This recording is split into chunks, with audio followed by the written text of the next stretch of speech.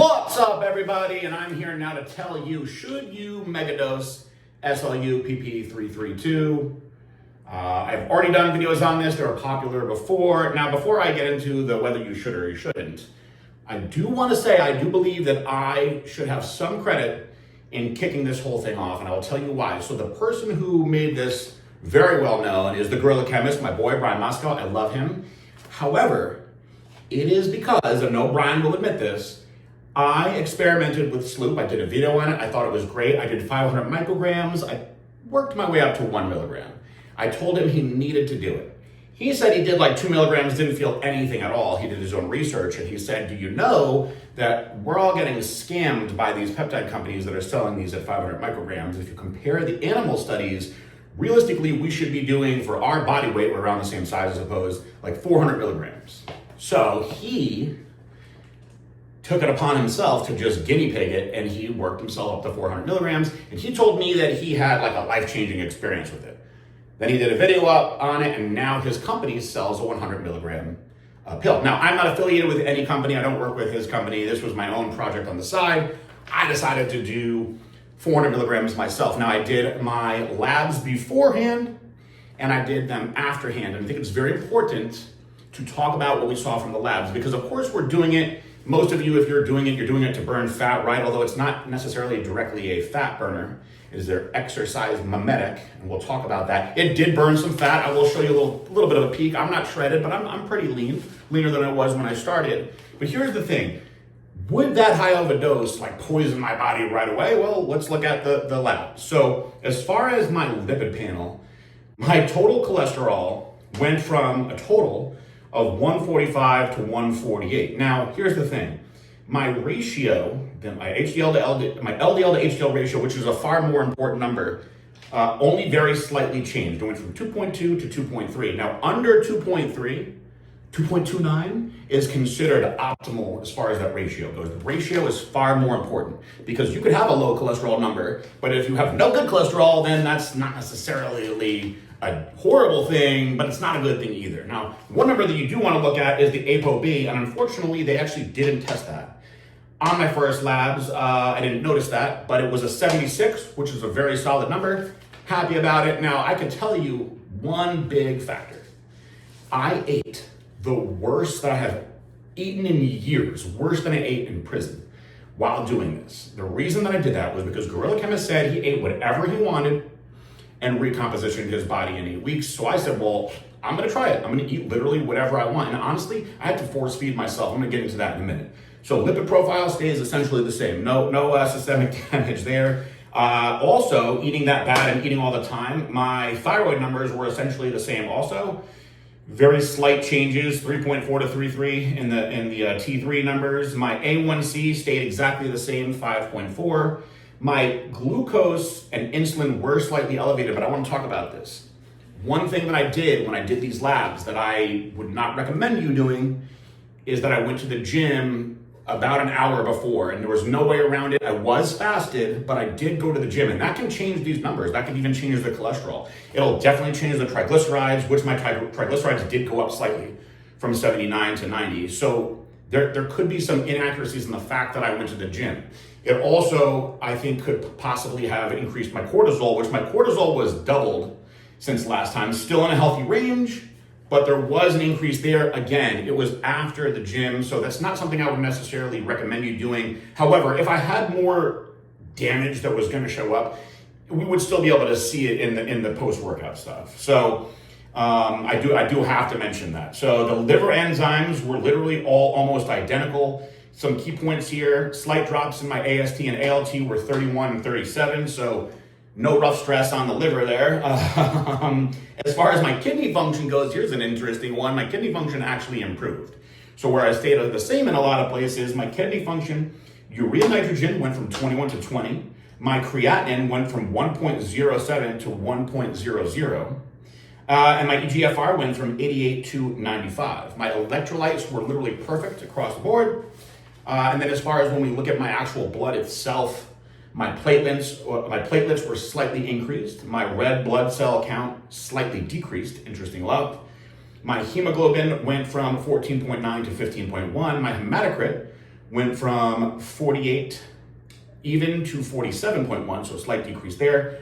White blood cells were about the same, perfect all the way through. Interestingly enough, my PSA, which is something that they look at for a prostate, which you really don't have to worry about that unless the number is very, very high. Mine is actually quite low. It's the lowest it's ever been. It went from a 0.41 to a 0.39. So could I say, looking at these labs, that I'm totally fine? No, but they are good-looking labs. They are good-looking labs. The only thing that is not back yet is the exact hormone panel, which I don't think that the SLU PP332 would affect your testosterone anyway, and that's why I kind of jumped the gun into getting this video out. So now you're all saying to me, okay, PJ, well, what's the downside? Is there a downside? Here's what I would want to address. This is definitely not a beginner thing to do. I would actually encourage beginners not to do this, and I will tell you why. First of all, this made me ravenously hungry. So much so that if I didn't eat pretty much all day long, my blood sugar was dropping and I was getting almost like dizzy and lightheaded. What I had to do, and I've been on retatrutide for about a year, and I stay around 2 to 3 milligrams total for the week. And I can do some more videos on that, but I've been doing the GLPs for quite a while, so I'm pretty well versed in this now. I had to actually increase my Reta a little bit because of how ridiculously hungry I was. I didn't think that I could keep up with the eating. Now, I did this before I got to the 400 milligrams. I tried lowering the Reta when I started, but just at 100 milligrams, I was ravenously hungry. So when I got to 200 milligrams, I had actually gained a little bit of weight at that point. So I adjusted that. Now, it does take a little bit of time for the slight adjustments of Reta to kick in. So I was up to a total of 4 milligrams per week by the time I started the 400 milligram dose, which is the most retatrutide that I've taken in pretty much ever. I do 2 milligrams twice a week.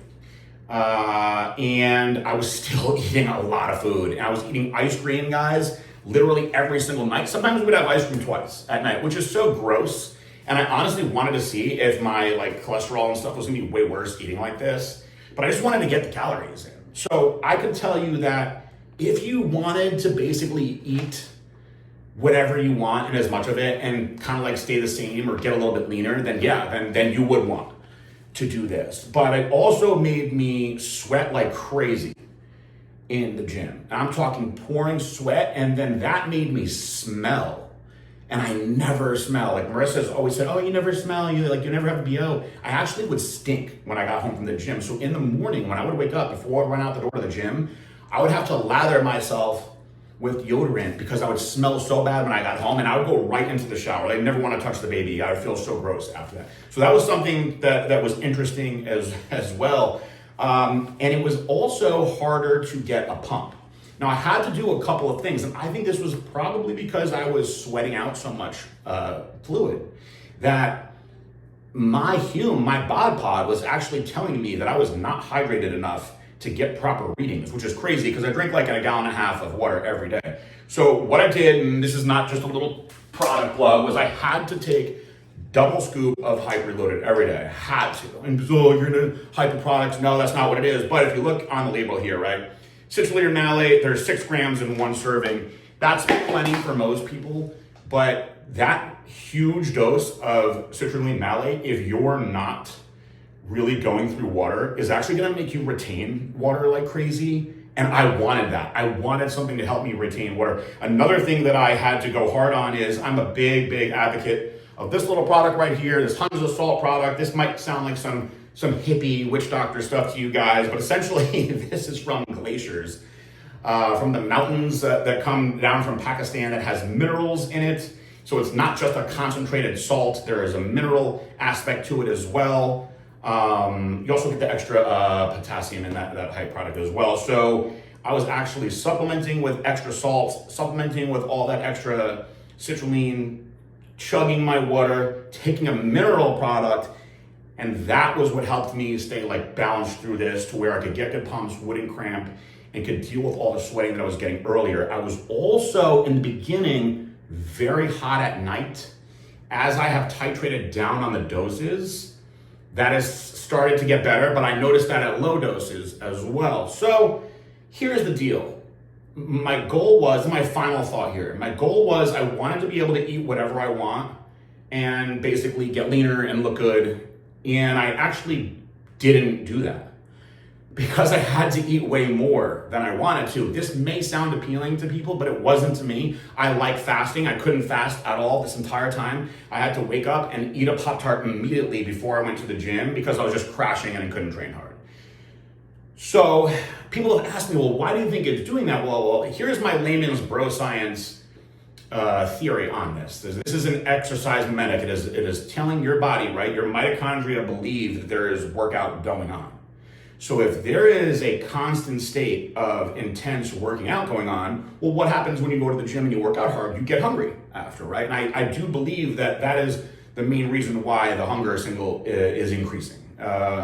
So I think that will, of course, go away, but it is something that is real and you have to absolutely be prepared for. I talked to another buddy who is, I believe he is a doctorate as far as his nursing goes. He's a nurse practitioner. Said the same thing. And he's meticulous with what he did. He's a smaller guy, very lean, shredded, eats 1,800 calories. He was eating 4,000 calories. He said he couldn't get over how hungry he was. And in the end, he had only gained a couple pounds. His body fat actually stayed the same. My body fat, the lowest it hit on the Hume was a 9.8. It's back up closer to like 10.8 now. I'll even screen cap that and put it on here so you guys know I'm not making numbers up. It has started to like go back up as I've been titrating myself off. I'm on the 100 milligram dose now, and I probably won't do this again. But if you are curious, that is my 12 minute video on the subject. I do think that I learned a lot here about this. It is a very cool peptide, but probably wouldn't do this one again. But if you're looking about side effects as far as fat burners go, way less side effects than clenbuterol, not as aggressive as far as the heart racing. Same thing I would say about ECA stack. Is it the most profound fat burner I've ever used? I've used real DMP in my bodybuilding days, which is dangerous stuff. That stuff will literally melt you while you were taking it. I don't think it was as profound as that, but it was highly effective.